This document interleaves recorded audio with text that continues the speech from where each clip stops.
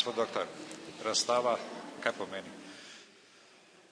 Razstava pomeni spomin na prekmurske Jude, ki so bili uničeni v tragediji holokausta.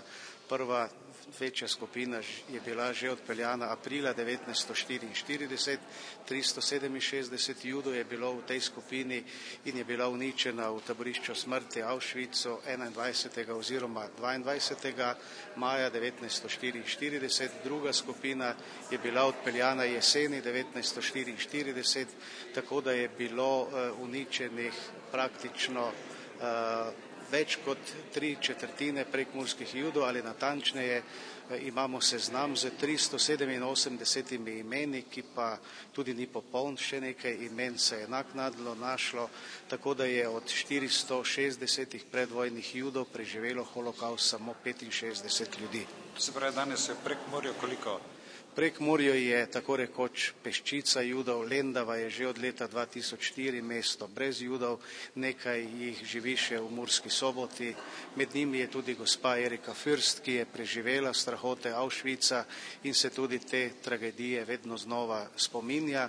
In eno od pomembnih sporočil naše razstave v sinagogi je, da se naj takšno zlo, kakršno je bil holokaust v 20. stoletju, nikoli več ne ponovi in da se kaj takega ne bi resnično več ponovilo, se je treba tega zla vedno znova spominjati in ena od priložnosti, da se tega spominjamo, so tudi takšne razstave, kakršno odpiramo v mariborski sinagogi.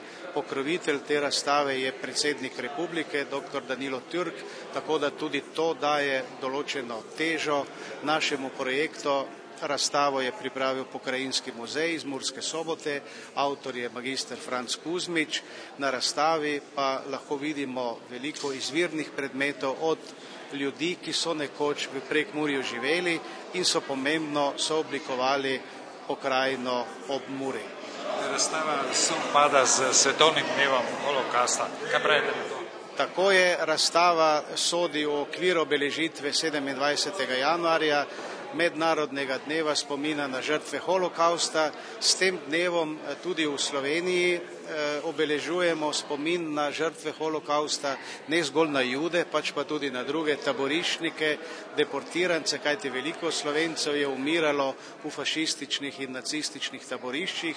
Drugače pa pravim, takšen spominski dan mora biti in z njim se moramo spominjati velike tragedije, ki se je zgodila zaradi tega, da se ne bi nikoli več ponovila, čeprav smo ji priča tudi v zadnjih desetletjih, naprimer krvava vojna na območju Jugoslavije, Srebrenica, pa Darfur, pa Ruanda, pa Čečenija in še bi lahko naštevali, kot da se iz te tragedije resnično nismo dovolj naučili.